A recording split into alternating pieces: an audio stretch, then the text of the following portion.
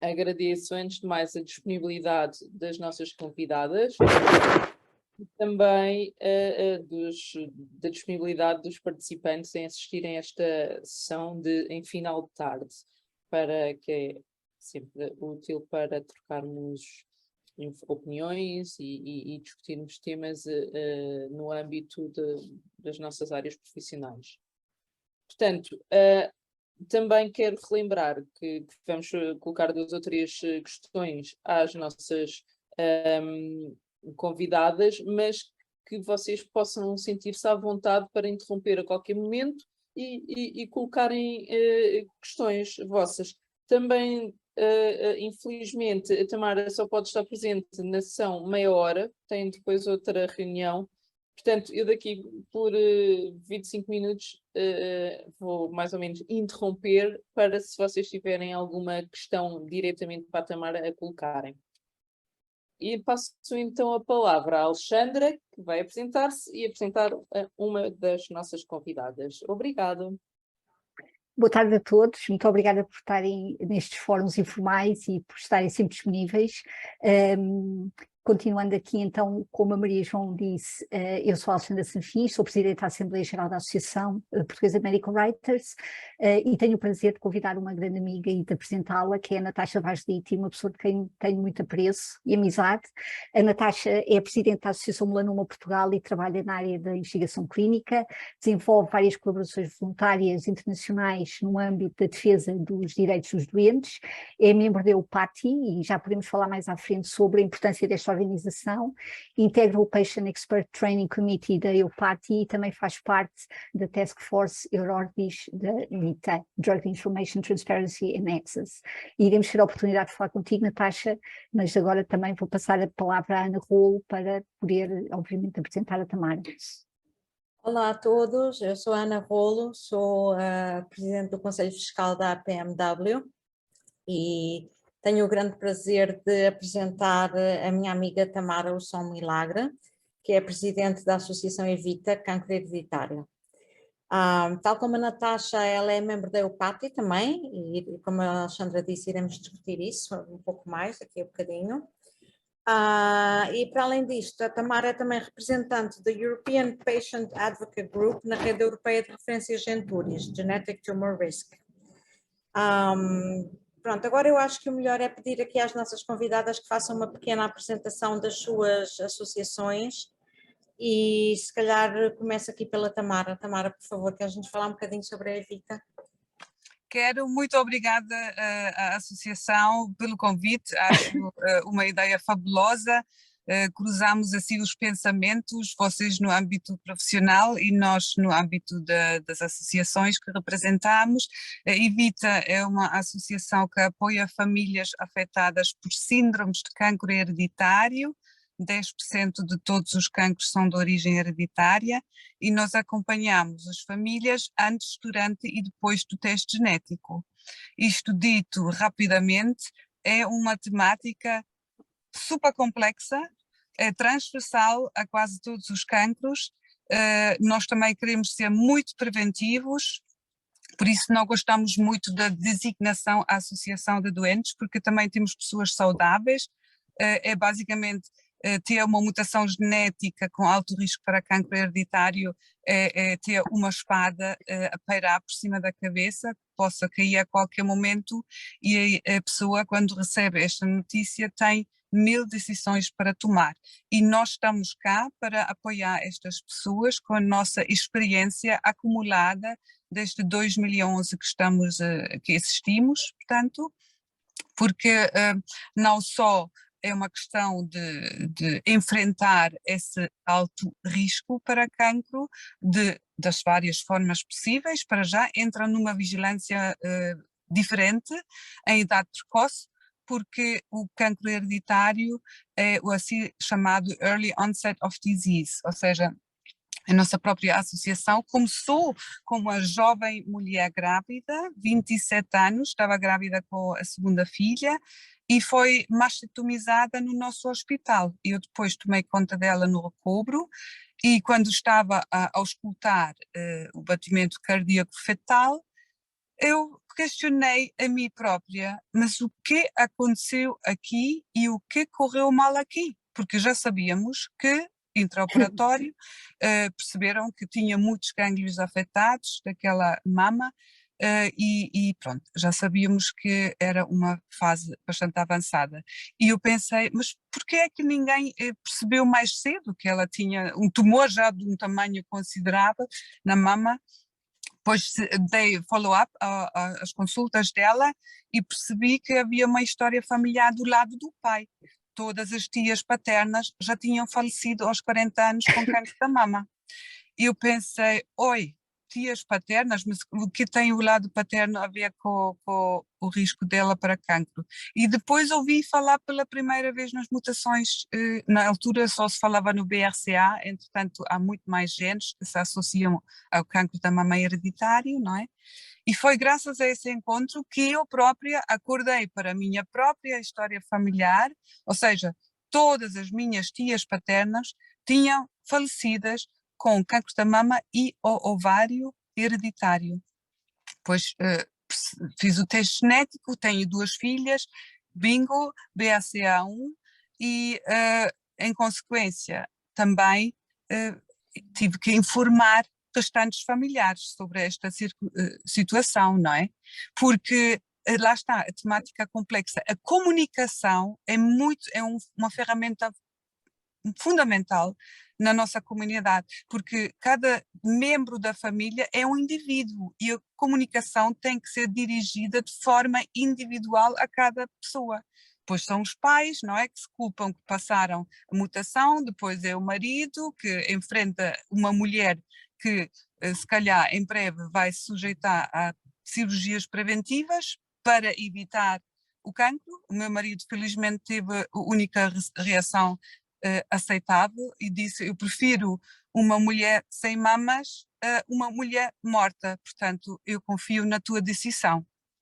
E eu senti imediatamente uma grande gratidão de ter descoberto a mutação antes de ter sido apanhada pelo cancro em idade precoce, porque eu vi o sofrimento, as mortes precoces, o sofrimento da família toda, quer dizer, quando morre um dos pais de filhos menores é uma catástrofe familiar, não é? É um terremoto e portanto essa gratidão e essa energia toda que de repente surgiu dentro de mim, começar a perceber porque se passou tudo aquilo que passamos com a nossa família e com as nossas tias também, essa gratidão e a promessa àquela rapariga que morreu 2 anos mais tarde por absoluta ignorância da parte do médico que a acompanhava, porque ela tinha chamado a atenção ao caroço quando o primeiro sentiu e ele riu-se dela e disse,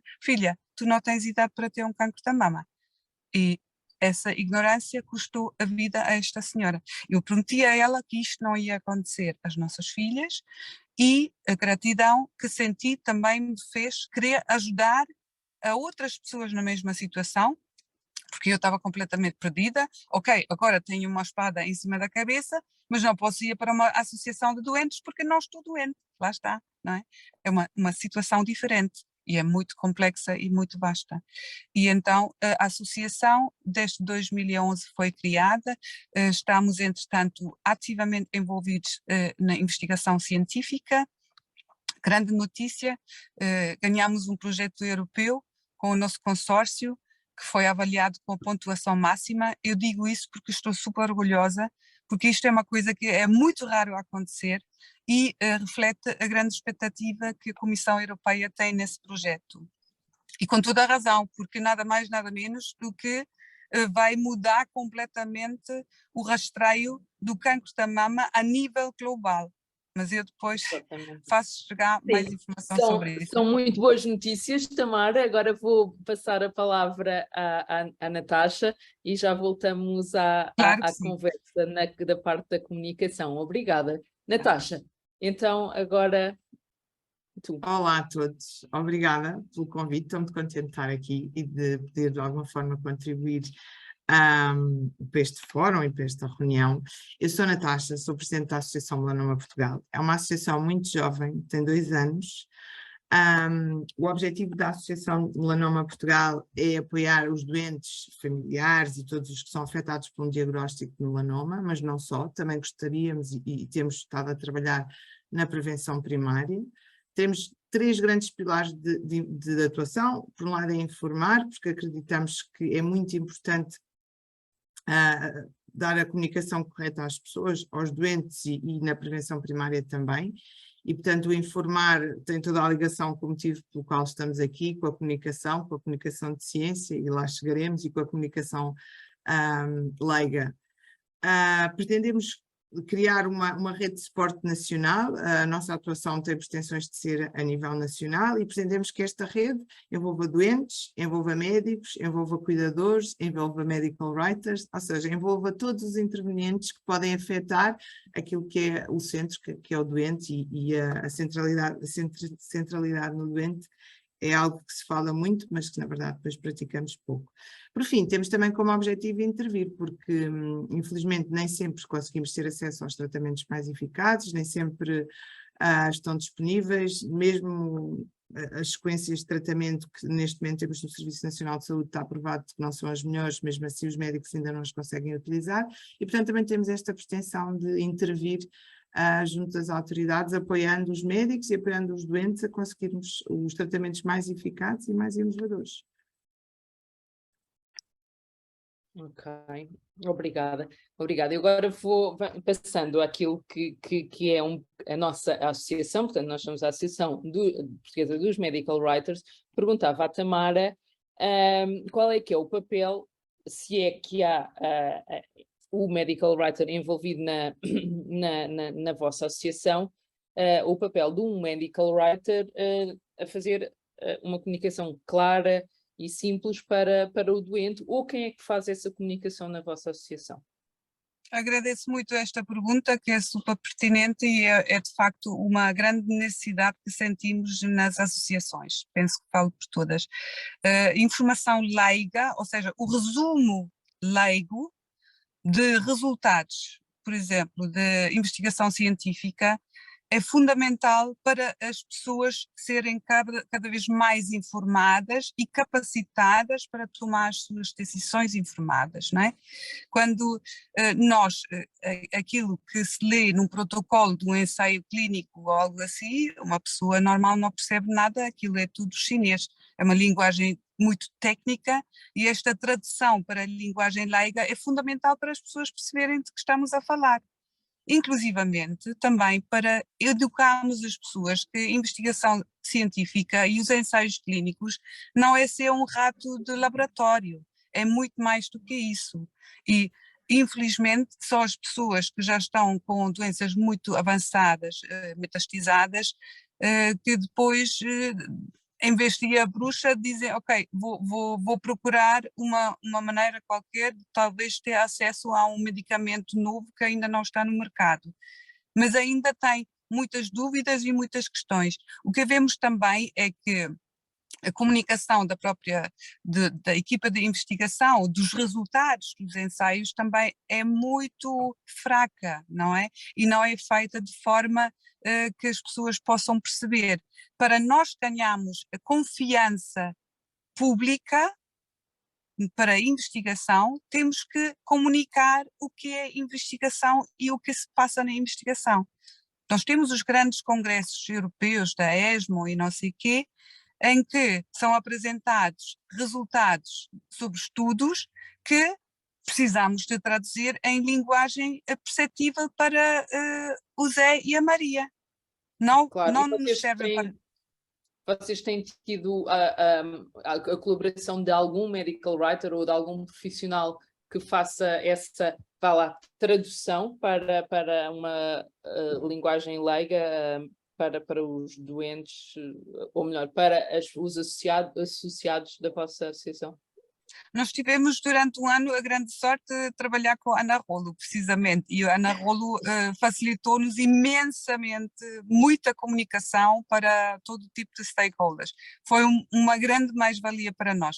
Obviamente quem trabalha para uma associação de doentes não dá para viver nem para morrer, não é? E a Ana teve que fazer essa sua vida, como é lógico, mas sentimos imediatamente a falta desta competência da Ana nesse tipo de comunicação. A Ana fez connosco um grande poster que foi apresentado num congresso internacional sobre as unmet needs in hereditary cancer. Não sei se alguém podia ter feito melhor, foi um espetáculo e esse post ainda hoje tem um grande impacto quando apresentamos as nossas necessidades. Nós agradecíamos, obviamente, se alguém quisesse disponibilizar-se para arranjar uma horita por mês ou algo assim, para comunicarmos de vez em quando, depois de grandes congressos, os resultados mais relevantes seria uma enorme mais-valia. O ano passado, a ESMO convidou-nos para, em conversa com a Fátima Cardoso, da Fundação Champalimau, eu, enquanto patient advocate, conversava com ela precisamente em linguagem leiga sobre resultados mais relevantes relativamente ao cancro da mama. Isso tem tido um grande sucesso, porque as pessoas têm muita sede de conhecimento, mas não têm um curso superior de medicina ou de biologia, ou Claro. seja, o que for, para perceber. Portanto, foi muito importante. Claro. E então deixava aberto à nossa audiência, ou até que nós partilhássemos, que agradecem a colaboração em regime de voluntariado. Então não deixo. Claro que sim. Deixo, e agradeço do fundo do coração se alguém quiser considerar essa possibilidade mesmo. Não, eu falo por experiência, e acho que também e todos nós sabemos, enquanto medical writers, não há propriamente um curso ou uma formação de medical writers, senão a experiência. E acho que para pessoas mais júniores que queiram entrar na carreira, é um ponto de partida muito fundamental e muito importante. Portanto, assim faremos essa divulgação. Agora, passo de novo à Alexandra, que vai colocar uma pergunta à Natasha. Obrigada, Natasha. Tamara. Natasha, em relação à Associação Melanoma Portugal, enfim, é uma associação, apesar de recente, como referiste, já tem no seu website imensos conteúdos. Sei que grande parte deles foram produzidos por ti, mas gostava de perguntar como é que tu vês o papel do medical writer na produção de conteúdos para a associação, e se tens alguma estratégia, eventualmente, para a colaboração futura de medical writers na tua associação.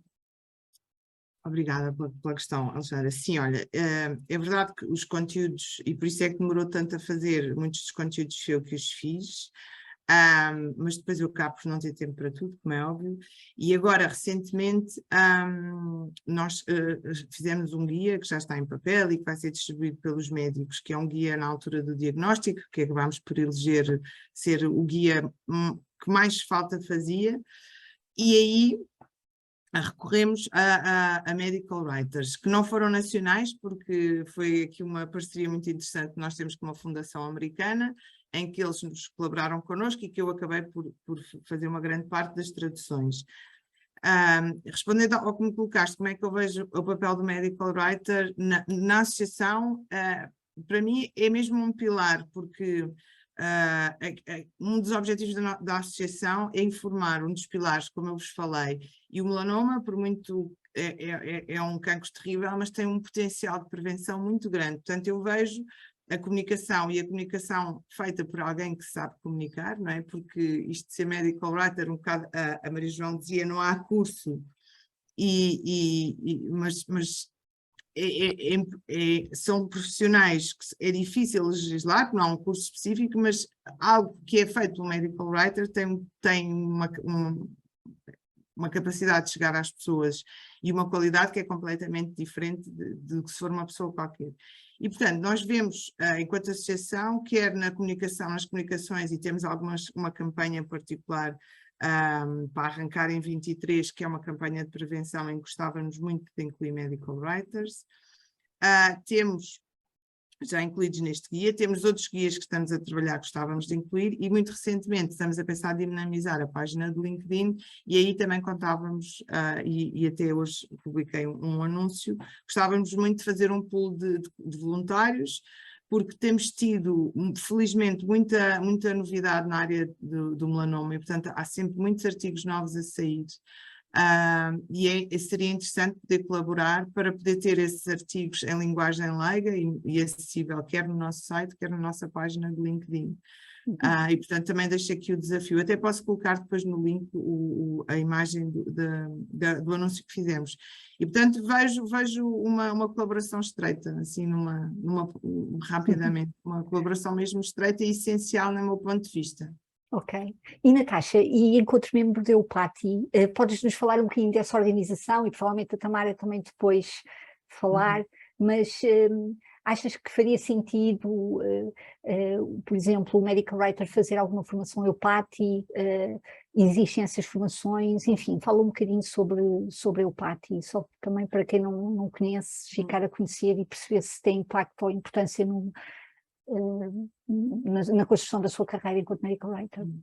Olha, a EUPATI é uma academia europeia que nasceu com o objetivo de profissionalizar o patient advocate, ou seja, o grande objetivo da EUPATI é dizer, é seguir aquela máxima de fazer, não fazer nada fazer tudo connosco enquanto doentes, mas nós para sermos doentes que têm uma voz válida, temos que ser doentes que sabem do que é que estão a falar, e portanto a EUPATI nasce nisto, então para dar formação aos doentes em tudo, e começa desde o laboratório até ao medicamento que chega ao doente e tudo o que acontece pelo meio, e portanto nasce assim. Na verdade, depois a EUPATI começou a perceber que podia entrar por outros caminhos e abriu este curso que continua a haver para doentes, e agora que é o tal que eu estou agora na comissão, abriu para a indústria e abriu também para profissionais que começaram-se a perceber que são fundamentais neste círculo que se faz à volta do doente, e lá estão os medical writers. Portanto, eu acho que a EUPATI, para mim, enquanto defensora dos direitos dos doentes, fez-me ter um network incrível. E eu acredito que agora algumas daquelas sessões que eles fazem, mais focalizadas para a indústria e para os profissionais da indústria, nos quais os medical writers se incluem, vê-se que pode ser uma grande mais-valia, pelo que se aprende e pela rede de contactos que se estabelece. Acho que é mesmo muito, muito útil. Ok, então depois, se calhar nós também vamos divulgar pelas pessoas que estiveram aqui presentes, eventualmente pelos nossos sócios também, a rede e esse curso que falas, Natasha, que pode ser interessante. Sim. Não sei, Tamara, se tem alguma coisa a acrescentar a isto, enfim, ou... Naya, em 3 palavras, a EUPATI explica basicamente o ciclo da vida do medicamento, que é fundamental para as pessoas perceberem que isto é um processo muito moroso, há um desperdício enorme na investigação até o medicamento chegar ao mercado, e de facto a rede de contactos é uma enorme mais-valia. Através da EUPATI começam a chegar muitas ofertas de colaboração e uma rede crescente, constante, que é fundamental para nós também levarmos o nosso tema, levamos para fora, não é? Inclusivamente a nível da Europa inteira, a EUPATI foi para mim catapultou a temática do cancro hereditário um bocadinho para a boca de todos, porque o Europe Speaking Cancer Plan também fala pela primeira vez no cancro hereditário. Nós fizemos chegar o nosso documento ao board da Cancer Mission Europe e surtiu efeito de alguma maneira, e sem a EUPATI eu nem teria tido capacidade de chegar lá e sequer explicar porque é tão importante nós chamarmos a criança pelo nome. Cancro hereditário existe, ataca e é muitas vezes fatal. Eu pegando nessa tua última frase, como é que as pessoas poderiam ter mais conhecimento de consciência ou de estarem alertas para esse cancro hereditário? fosse por uma campanha, por alguma divulgação, algum trabalho que façam, maior exposição da associação também.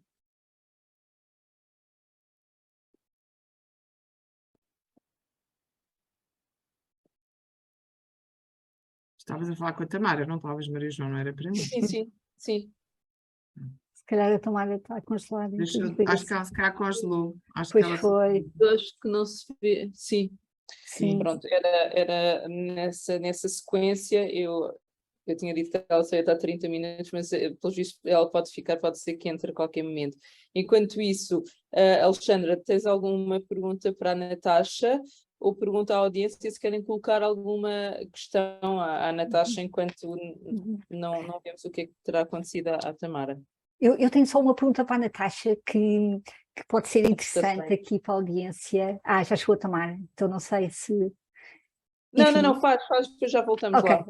Então, Natasha, eu sei, enfim, que nos meandros da tua associação tu tentas encontrar financiamento para pagar a pessoas para trabalharem contigo e que, de facto, trabalhar numa associação de doentes é uma tarefa extremamente quase que inglória e árdua, não é? Porque há muitos obstáculos pelo caminho. Como é que tu vês, por exemplo, a participação da indústria farmacêutica em colaborações diretas com associações de doentes que pudessem eventualmente promover a contratação ou um estágio do medical writer na tua associação? Achas que isso seria possível? Como é que se poderia dinamizar isso? acho que acho que seria possível. Há protocolos muito bem definidos em que se estabelecem os limites de cada um e portanto, isso eu acho que é viável. Especificamente com os medical writers, acho que por acaso pode ser uma coisa a pensar, porque por exemplo, com os psicólogos há estágios que são comparticipados até pelo Estado e há um programa de estágios que eventualmente também se podia incluir, mas aqui até ficou o desafio, se houver alguém que queira fazer um programa do género, nós até podemos montar um projeto juntos, mas faz todo sentido, porque a indústria normalmente dá dinheiro ou abre concursos e aí eles já têm estabelecido um tema, ou então podemos ser nós que ativamente fazemos uma proposta de um projeto que envolva serviços, como é este caso, não é? Porque o medical writing é um serviço, eu acho que são projetos sempre fortes. E, portanto, acho que isso é uma ótima pergunta / sugestão que eu acho que agora levantaste, mas sim, é possível, e a indústria lucra com... A indústria, deixem-me só, porque a indústria é a indústria, portanto existe para fazer dinheiro, mas a verdade é que, para além da parte cínica, que faz parte agora e fica bem socialmente, toda a indústria ajudar as associações de doentes, há muitas pessoas à frente desses departamentos na indústria que realmente ajudam genuinamente.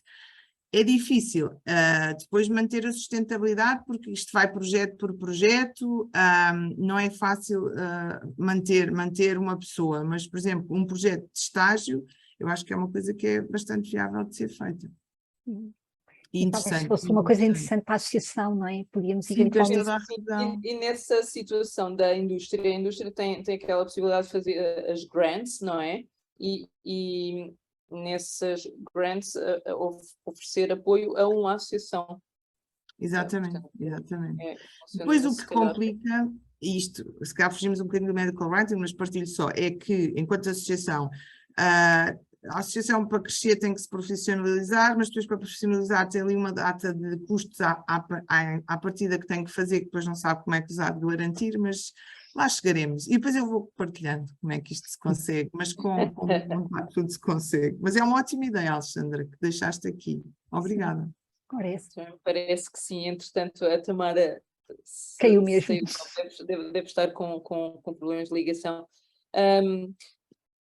Posso eu colocar uma pergunta à Natasha, se calhar já um bocadinho repetida, mas enquanto a nossa audiência também prepara algumas perguntas.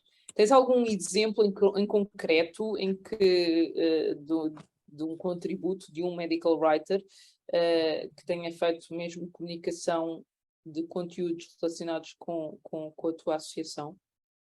Olha, não direto, porque eu traduzi, não é? Eras tu, exato. E, portanto, não tenho a honra de ter sido eu a criar o conteúdo, eu só o traduzi. Mas nós temos eu traduzi desta companhia, desta fundação americana, um guia que eles tinham que ajudava a perceber efeitos adversos de um tipo de tratamento, que é a terapêutica dirigida, que se utiliza muito em melanoma. E isto é uma história triste e bonita ao mesmo tempo, e eu tinha uma doente que estava com todos os sintomas que vinha no guia, e que já era a terceira vez que ia para a urgência do IPO de Lisboa, e mandavam-na sempre para trás, porque ela não conseguia explicar, ou seja, ela sabia o que sentia, mas ninguém lhe estava a dar atenção, e eu disse, então, olha, vamos fazer assim, imprimimos o guia, e agora vais à urgência com o guia escrito, o tal medical writer que tinha, e ela ficou internada. E eles mudaram-lhe o tratamento para outra terapêutica dirigida. Portanto, às vezes, nós que não somos neurocirurgiões e que se calhar achamos que estamos só a ser um medical writer a escrever um guia qualquer ou que aquilo não vai ter impacto, neste caso teve mesmo um impacto enorme, porque se eu não tivesse aquele guia, eu não sabia como é que eu teria ajudado. E foi ela levar aquilo impresso e dizer, olha, isto aqui são bandeiras vermelhas, são sinais de alerta enormes, e neste guia diz que isto, eu tenho isto tudo, eu tenho que ficar internada, e ficou, e realmente era da terapêutica, e portanto acho que é um exemplo, assim, que revela a importância, não é? Não é só escrever, não é só escrever coisas para leigos, é uma coisa mesmo importante, e que pode fazer a diferença na vida de alguém, isso é espetacular. Sim, e tu, Tamara, tens algum exemplo que algum medical writer tenha colaborado com a Evita e que tenha sido especialmente relevante e importante? Como disse, aquele poster que a Ana fez para nós foi muito, muito importante e teve um grande impacto a vários níveis.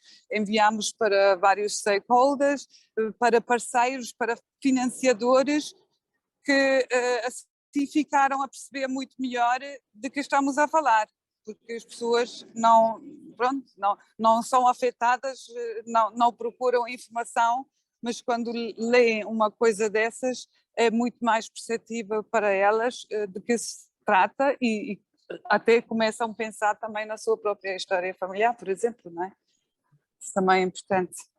Portanto, o poster foi assim o mais relevante. E a Ana também nos fez as newsletters todas com uma comunicação impecável, também foi importante para informar as pessoas. Portanto, sim, enquanto tivemos com a Ana, sendo medical writer, tivemos sempre essa grande vantagem para a comunicação, de facto. Que é super importante, portanto, a existência de um medical writer a contribuir neste tipo de associações e de comunicação com os doentes. Sim, com na transmissão da informação. E associados, não é? Dos doentes, os familiares, os associados, o que seja. Exatamente. Alguém queira colocar alguma pergunta? Ana Rolo, tens aí alguma coisa que queiras perguntar? Não, estava só ia sugerir à Tamara a mesma coisa que a Alexandra sugeriu à Natasha, de talvez tentarem arranjar parcerias com a indústria farmacêutica para estágios de medical writers na associação. E também, não sei se há hipótese de estágio através do IFP, porque eu sei que a Evita já teve estágios do IFP para psicólogos, não sei como é que seria para medical writers, porque não existe um curso de medical writer, não é? Que depois tenha estágio para ser... Olha, isso se calhar tem que ser vocês saber para estarem inscritos, digamos, sim, não é? Acho que fazia muito sentido, por acaso, mesmo. Seria ótimo. Sim.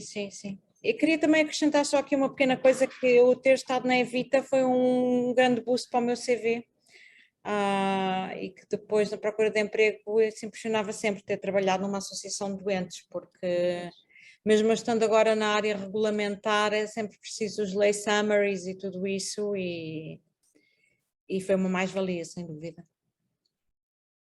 Sim, acho que para início de carreira, os medical writers que estão a começar e precisam ter portfólio, é uma forma de dinamizar o seu portfólio, escrevendo artigos que são úteis, que têm impacto, que podem fazer a diferença na vida das pessoas, mas que também beneficiam na sua construção de carreira, não é? Acho Sim, que sim.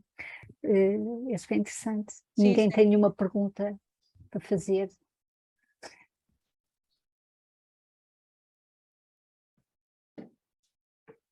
Parece que não.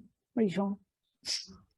Bom, então deixem-me só reforçar mais uma vez a importância de facto colaborarem com as associações, porque o nível de conhecimento também que vocês já acumulam numa associação, não é? É muito, muito importante para a carreira e para a vida laboral no futuro. E a rede de contactos que fazem também é muito importante. A Ana também pode confirmar isso, com certeza. Obrigada. Sim. Acho que também poderia ser interessante, por exemplo, o medical writer não se restringir apenas à escrita, mas também outras atividades que eventualmente podem ser interessantes para a associação, por exemplo, ajudar a dinamizar encontros entre doentes e médicos, congressos, moderar sessões. Sim, as redes sociais. Sim, ou seja, é um papel um bocadinho mais transversal à comunicação do que propriamente à escrita em si, não é? Sim, sem dúvida. E também queria dizer que, para além da comunicação para o doente, também o medical writer pode dar apoio às associações noutro tipo de escrita, por exemplo, na Evita. A Evita também está a preparar um artigo científico sobre um inquérito que fez a portadores de mutações genéticas. E pronto, são só outros exemplos para além da comunicação com o doente. Certo, olha, eu tenho que sair agora, vou entrar na reunião. Agradeço-me mais uma vez o convite e sejam Nós é todos que muito bem-vindos. agradecemos, Tamara. Muito obrigada, Tamara. Muito obrigada pela Obrigada. tua participação. Esperamos encontrar-te em breve noutras ocasiões, mas sem dúvida, foi muito, muito importante. Obrigada. este E seguimento. qualquer questão que ainda possa surgir, podem enviar um e-mail, está bem? Está bem, Obrigada. Obrigada. Deus. Obrigada. Obrigada. Eu também pergunto, não havendo mais nenhuma questão da audiência. Olá. Olá, boa tarde. Desculpa que estava sem câmara até agora. Só uma acha para a fogueira, desde alguém que trabalha numa agência. Acham que seria importante haver uma espécie de especialização do medical writer em questão de associação de pacientes, de doentes, de familiares, até que, como já se disse, trabalhar para uma associação pois não dá para viver, mas se calhar criar uma especialização que possa permitir trabalhar com várias associações e ter depois uma rede de contactos e se calhar experiência e recursos, não é, que se vão acumulando trabalhando para esse público em concreto, ou não faz sentido? Eu acho que faria todo o sentido, e claro que mesmo do ponto de vista das agências, cujos clientes é a indústria farmacêutica na sua maioria, mas para campanhas de sensibilização, e isto transversais a todo tipo de doenças, eu penso que sim, que é importante haver uma tradução da linguagem muito científica que é apresentada em congressos ou que é apresentada na literatura da indústria farmacêutica ou nos artigos científicos para campanhas de consciencialização sobre doenças, sobre situações que são importantes transmitir, no fundo, ao público em geral. Portanto, às vezes, a mim faz deixa-me todo o só sentido. Sim. acrescentar, às vezes aconteceu uma coisa recentemente que gostava de partilhar convosco, porque acho que é caricata e interessante. houve uma companhia farmacêutica que abordou várias associações de melanoma na Europa, porque iam ter um ensaio clínico particular, e abordou-nos em relação aos sumários leigos, não é? O que é que nós achávamos, e não. Cada uma de nós deu o seu feedback. E quando essa empresa foi submeter o ensaio aqui em Portugal à nossa Comissão de Ética, 3 ou 4 das alterações que nós, como representantes dos doentes, pedimos, a Comissão de Ética mandou para trás e quis que ficasse na linguagem deles. E eu achei isto para dizer, acho que há um trabalho, achei isto curioso, é ridículo, não é? Porque, então, isto para dizer o quê? Que quanto mais pessoas estiverem sensibilizadas para o medical writing e para saber escrever, se calhar muitos de vós um dia vão para uma carreira regulamentar e estão na SEIC desta vida de Portugal e não voltam a acontecer coisas destas, porque às vezes há sumários leigos que até estão bem feitos e são as nossas próprias autoridades que fazem a marcha atrás porque são um bocado perras e estão um bocadinho lá atrás e claro que tem que se cumprir determinadas regras regulatórias que são feitas para proteger os doentes,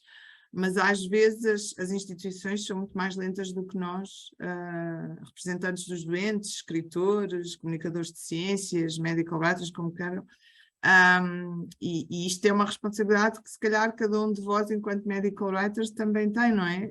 A fazer bem o seu trabalho e a puxar por aquilo que são os interesses do doente, principalmente quando estamos a falar nesta questão dos sumários leigos. Sim, e também na parte regulamentar, mas também depois existe toda a parte inerente, por exemplo, às comunicações científicas, seja em congressos, seja através de escrita de artigos científicos, que já substancia num plain language summary, né? Já existem os sumários leigos para artigos científicos, para pósteres em congressos, portanto, acho que já existe um manancial de possibilidades, digamos assim, Ana, para a intervenção no medical writer na escrita de informação mais leiga. E depois, nós aqui em Portugal é que as associações, porque nós não temos um espírito associativo, enfim, haveria muita coisa a dizer, e se calhar a Espanha é muito parecido, mas depois há outros países em que as coisas correm melhor. O Reino Unido, por exemplo, ou a Austrália, são associações com que eu trabalho, eles têm medical writers pagos a preço de mercado, e por isso é que têm coisas espetaculares e por isso é que conseguem o que conseguem. E sei lá, se eles conseguem, também isto cabe a cada um de nós puxar o melhor das situações. É ir insistindo, porque se calhar há de chegar à altura, não sei quando, não há de ser se calhar enquanto eu cá estiver, que em Portugal também as associações não são estas desgraçadas que andam aqui um bocado a tentar a ser profissionais sem ter dinheiro para pagar a profissionais, que é dramático, não é? E há exemplos muito bons, principalmente do Reino Unido e da Austrália, em que há uma colaboração com medical writers, são mesmo funcionários pagos como deve de ser e que fazem um trabalho espetacular. Mas a Ana trabalha numa agência? Eu deixei a investigação há cerca de 4 anos e dediquei-me, procurei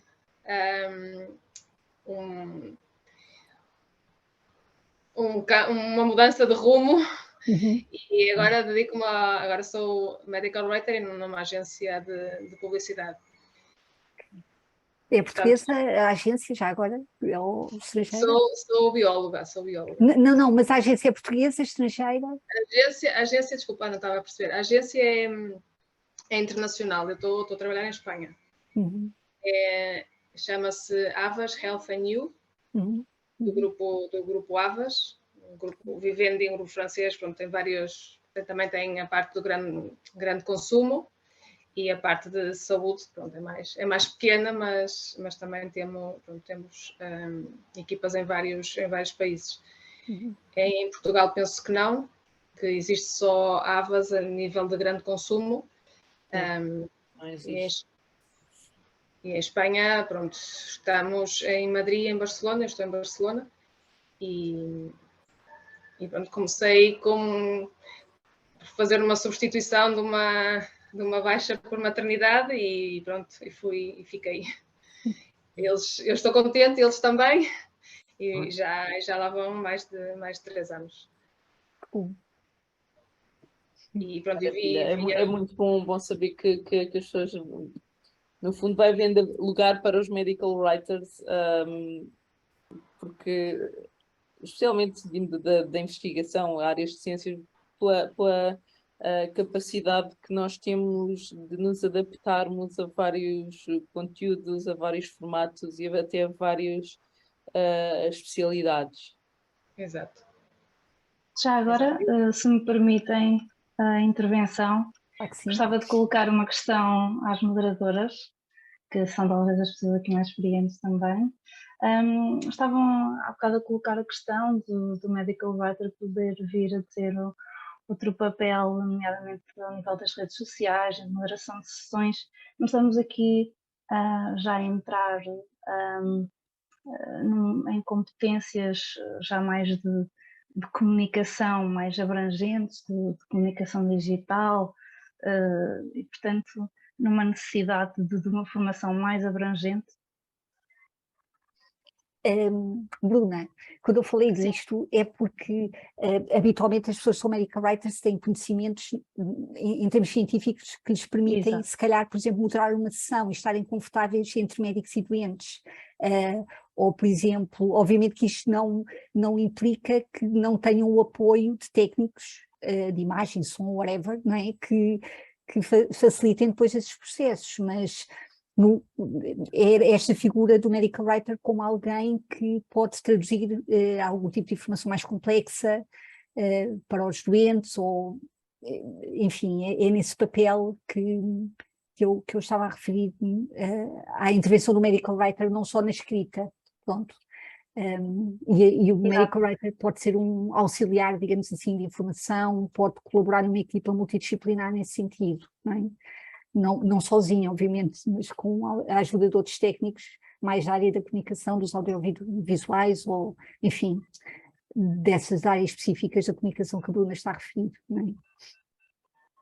Pois, isto surge porque, de facto, a mim surge uma questão, por vezes penso que seria útil ter também outros conhecimentos para além da área científica, não é? Que é o core geralmente do medical writer, ter competências mais abrangentes a nível de, enfim, talvez curso de comunicação, etc., e que poderiam, enfim, ser úteis no dia a dia, quando a pessoa está a expandir, enfim, a sua carreira, ou, penso que realmente pode ser muito abrangente, pode ser uma profissão extremamente abrangente. Sem dúvida, sim. Claro que sim. Há o mestrado de comunicação em ciência pode ajudar em algumas competências, e depois há uma série de formações, não sei em Portugal, sei que vai havendo, que a Ordem dos Farmacêuticos, por exemplo, de vez em quando organiza, que a Faculdade de Medicina de Lisboa também de vez em quando organiza. A nossa intenção também é daqui em diante também organizarmos workshops e sessões e formações em várias áreas. Eu, por exemplo, naquilo que estou a trabalhar agora, para a semana vou ter uma formação sobre resiliência. Portanto, que também pode parecer um bocado fora da competência de um medical writer, mas que quem trabalha com agências e com CROs ou quem quer que seja, às vezes sabe a resiliência que precisamos ter para conseguir cumprir com os objetivos que nos são passados. Com certeza. Uhum. Mas nós vamos divulgar todos aqueles cursos que tínhamos conhecimento e que vão acontecendo, e portanto, podem ir estando atentos ao nosso site, que continuarão a ter a informação que nos chega a nós, também a partilharemos assim. Bruna, por exemplo, como a Maria João referiu, o mestrado de Comunicação de Ciência, Aliás, foi aí que eu conheci a Maria João e a Natasha, porque, enfim, é um mestrado que também nos dá alguma visão mais generalista sobre a comunicação per si, digamos assim, e pode ser, eventualmente, se tiver interesse, uma ferramenta útil, não é? Obviamente que é um mestrado. Sim, eu, na verdade, tem o seu peso. Tenho conhecido, por acaso conheço sim, senhor, o mestrado em comunicação de ciência. Mas é algo que em Portugal. E para algo relativamente recente também, não é? E que vai muito ao encontro, não é? Do que estivemos a falar. Mas penso que mesmo o mestrado de comunicação de ciência, se pensarmos em algo completamente abrangente, vai tocar em outras áreas, como o marketing digital, como, enfim, design, etc. Muita coisa. Portanto, o medical writer parece-me que tem que ter aqui uma visão extremamente abrangente para desempenhar o seu papel na perfeição, não é? Sendo que não nos podemos esquecer que o medical writer é um membro de uma equipa e, portanto, existem outras pessoas qualificadas noutras áreas que o complementam, não é? Portanto, quer dizer, nós sabemos esta parte mais científica, podemos ter alguma sensibilidade para as questões da comunicação, mas fazemos parte de uma equipa multidisciplinar e é isso que depois faz com que o trabalho tenha qualidade. Natasha, tens os teus últimos 5 minutos de tempo de antena. Se pudesses dizer alguma coisa a um medical writer que está a começar a sua carreira, que conselhos, enquanto presidente de uma associação de doentes, darias? Oh, meu Deus! Eu daria muitos conselhos, mas não é só na perspectiva de presidente de uma associação de doentes.